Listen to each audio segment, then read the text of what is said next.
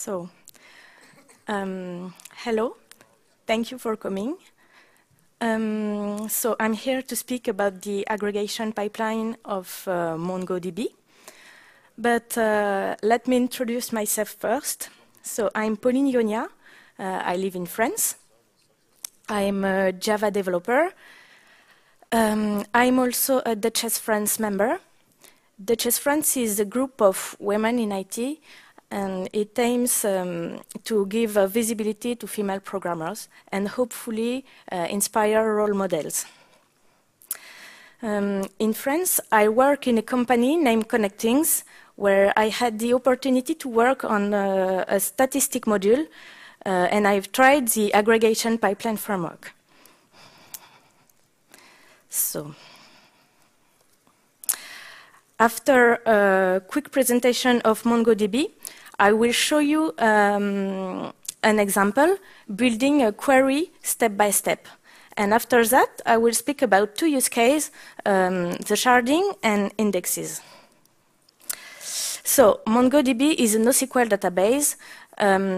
Data are stored in documents. A document is an object in JSON format that contains field and value pairs, and each document is stored in collection. Collection would be like tables in an SQL database. So, why the aggregation pipeline? As it is suggested, it's for aggregate data. If you are more familiar with SQL database, it's more or less like to use the group by, but in MongoDB.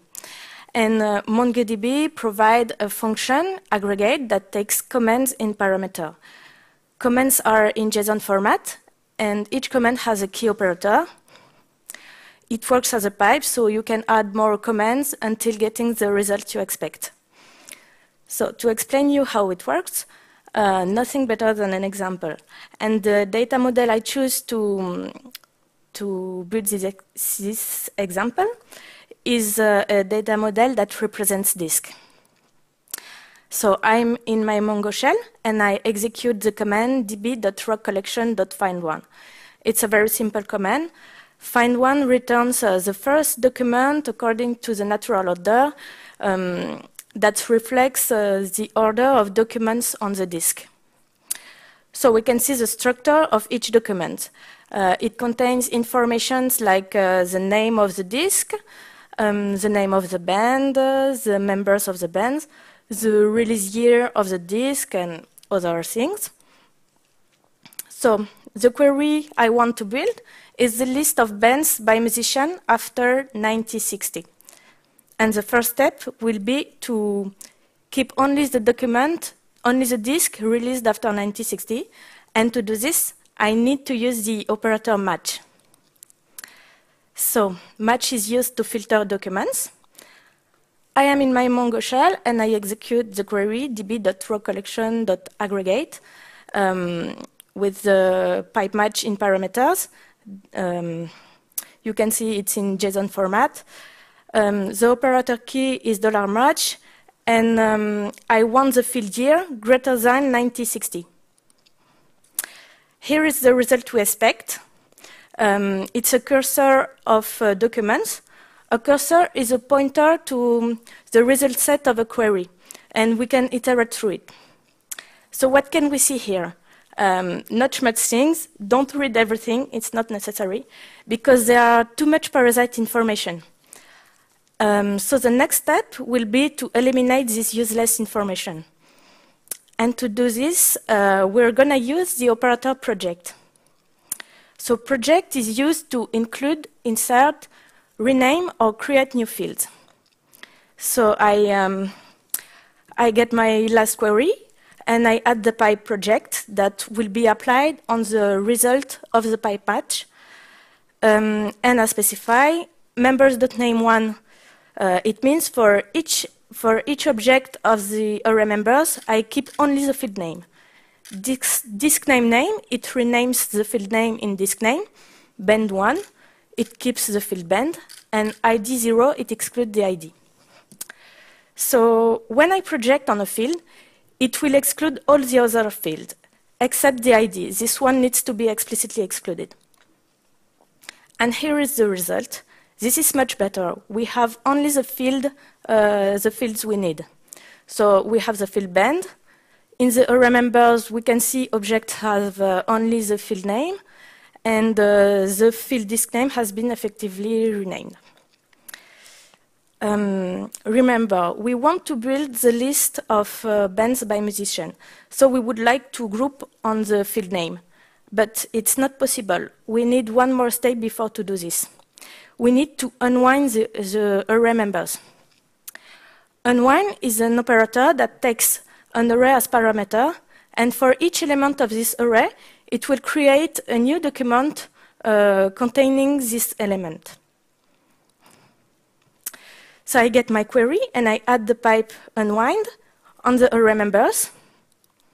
And here is the result. So here, I choose to highlight 2 disks of the Beatles to see what happened.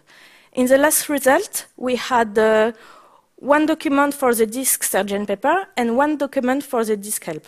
Now we have 4 documents for Sgt. Pepper and 4 documents for help. The unwind operator has created 1 document for each Beatle. We can see that the field members is not an array anymore. Its type is the type of the assigned object. So now we can group on the field name. So let's group. Group is the main operator of the aggregation pipeline. It's the one that aggregates data. So I get my query and I add the pipe group.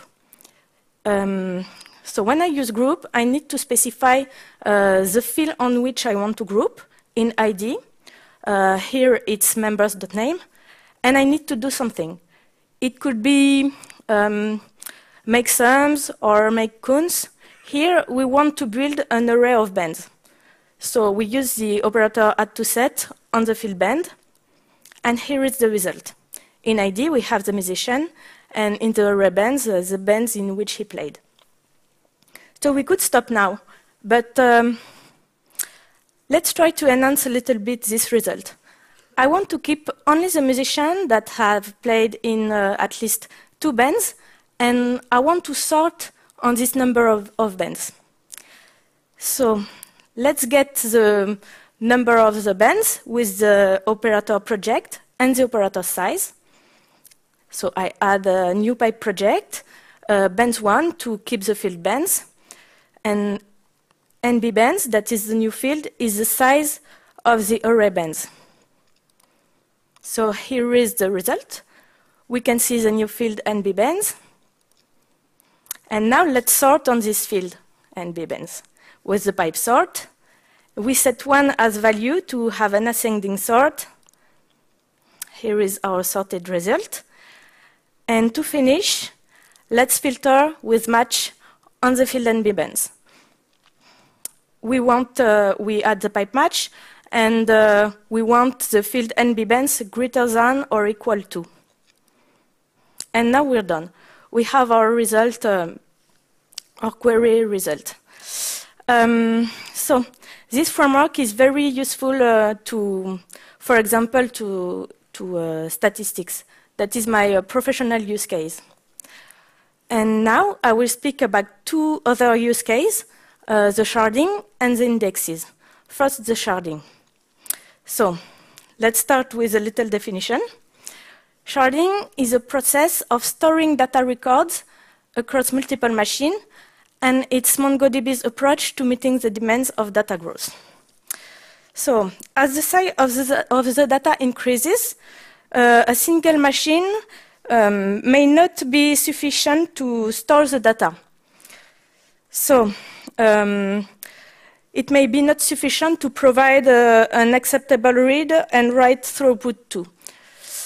Sharding solves this problem with with horizontal scalability. With sharding, you add more machine to support data growth and the demand of read and write operations. So you can see on the top a not sharded configuration. There is one machine with one MongoDB instance and the collection deployed on this MongoDB instance. On the bottom, we have more than one shard, and the rogue collection is deployed on all these shards. So it allows to make a query on very, very big collection. So here, the good practice is to use match at the beginning of the query, because it can exclude a shard and make the query execute faster. So now, the use case of indexes. So to benefit of indexes, the operator match, sort, and limit must be used before other operator like unwind, project, and group, because these last operators are changing the structure of the document. So now, time to conclude. So what can we see? We saw that it's quite easy to aggregate data with MongoDB. We saw the main operators, but there are many others. It supports the sharding. And let's finish with some warnings. The aggregation pipeline framework is available since the version 2.2 of MongoDB. Before, the best way to aggregate data was to use the MapReduce. It doesn't support all types. There are some technical types in MongoDB that are not supported by the aggregation pipeline. And the most important thing is that we cannot join on several collections in MongoDB. That is the big difference between MongoDB and SQL database.